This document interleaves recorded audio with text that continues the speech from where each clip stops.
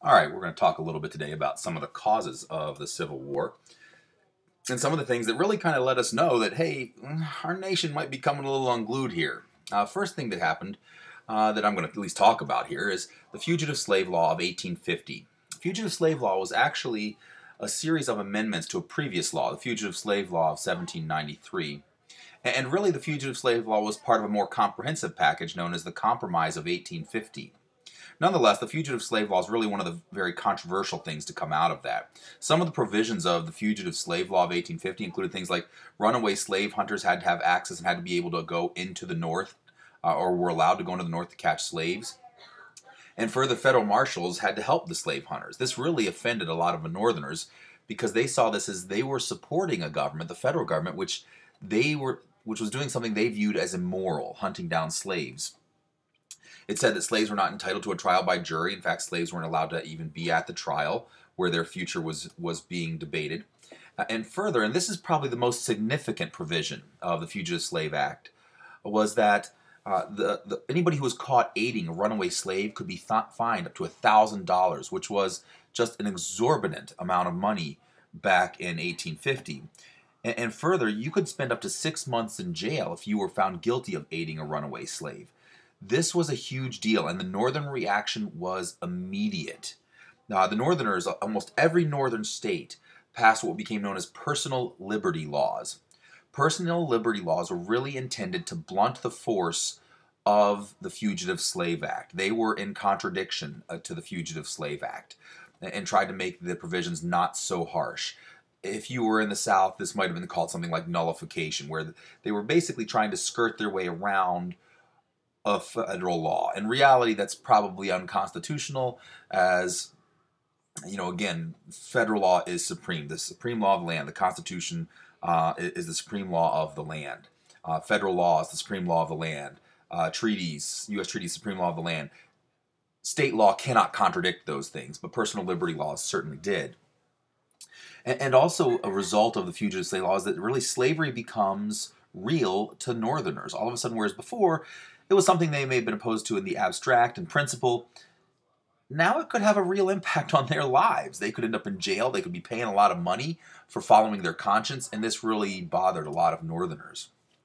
Another thing that really started to show some of the cracks in our union was the book Uncle Tom's Cabin, or books like it, but Uncle Tom's Cabin is certainly the most famous. Uncle Tom's Cabin was originally published in 1852 by the author Harriet Beecher Stowe.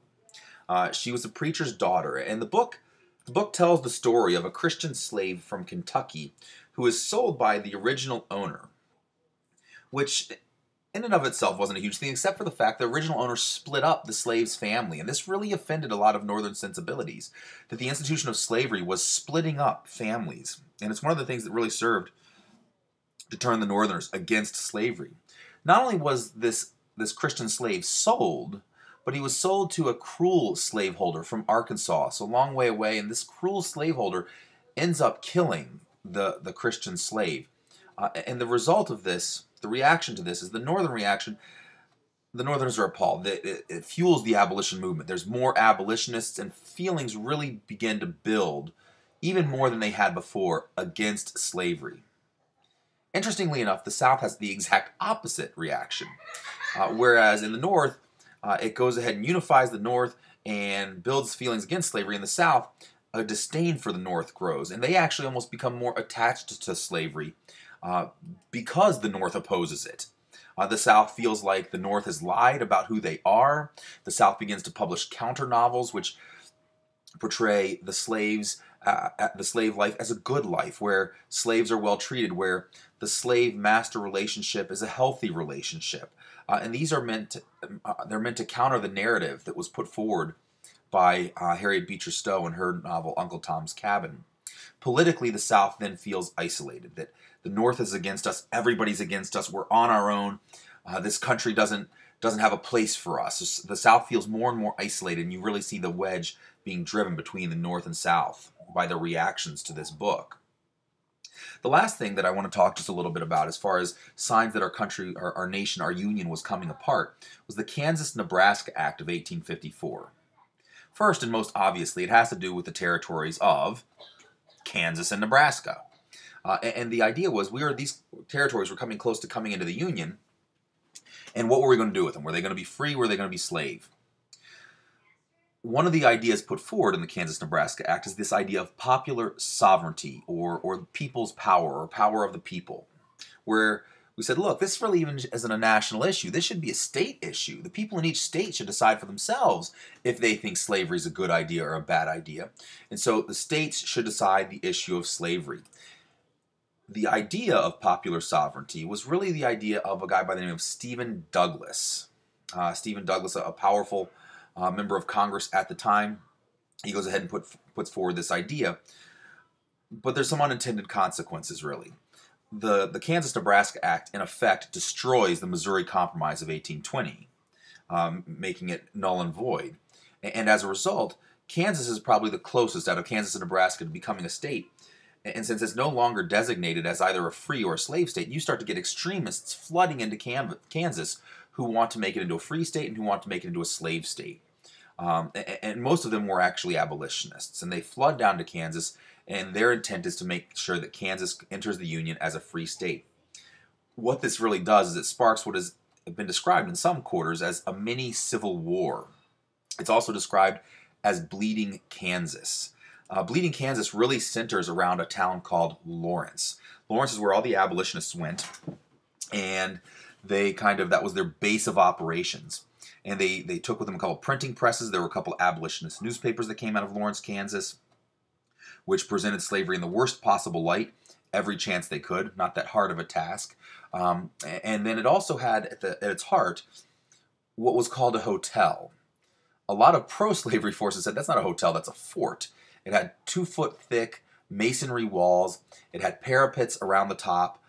There was actually a federal circuit court decision which actually described it as a fort. It was a substantial structure. And so a lot of folks in Kansas and the surrounding area felt threatened by it, and a lot of the pro-slavery forces especially felt threatened by it. A lot of the pro-slavery folks were really offended by a lot of the stuff that was published in the newspapers, and it was getting pretty hostile. So hostile, in fact, that a group of about 800 people from as far away as Georgia and South Carolina, a posse, if you will, joined a sheriff from Missouri, and they came and they laid siege to Lawrence, and they burned the hotel down. They destroyed the printing presses. They threw the type into the river, and then they looted and vandalized the town of Lawrence. They did not kill anybody. There were no fatalities on the part of the abolitionists. There was one pro-slavery guy who ended up dying that night, but no abolitionists were actually murdered as a result of the sack of Lawrence. But nonetheless, things were pretty intense. And one guy who really took offense to this was an abolitionist by the name of John Brown. John Brown, it turns out, had 2 sons who had gone down to Kansas, and they write to Dad, and they say, "Hey, Dad, man, it's getting crazy down here." And so John Brown takes it upon himself to go down and help protect his sons, and they actually sneak out in the middle of one night, and they take broadswords, and they come across some pro-slavery forces, and they hack up 5 guys with broadswords and murder them, and John Brown was never convicted for anything in regards to that. Another guy who's really kind of takes center stage in this whole story is a guy by the name of Charles Sumner. He was a senator, and when the Kansas-Nebraska Act is passed, and Kansas is starting to descend into this mini civil war, he takes the floor of the Senate, and he just begins to rail against Stephen Douglas and against the other author, Andrew Butler from South Carolina. It gets pretty derogatory. He describes Butler as having a mistress who's a whore, which was slavery, and he ends up making fun of Butler's speech impediment, which Butler had a stroke and so had some difficulty speaking. And the net result is Butler had a nephew in the house. Preston Brooks was the guy's name. And a day or two later, Preston Brooks comes over to the Senate floor, finds Sumner there at his desk, and beats him with a cane. Puts him in a coma. The injuries are so severe, Charles Sumner stays out for 3 years. He's unable to come back to the Senate. And again, that's just more evidence of our nation coming unglued.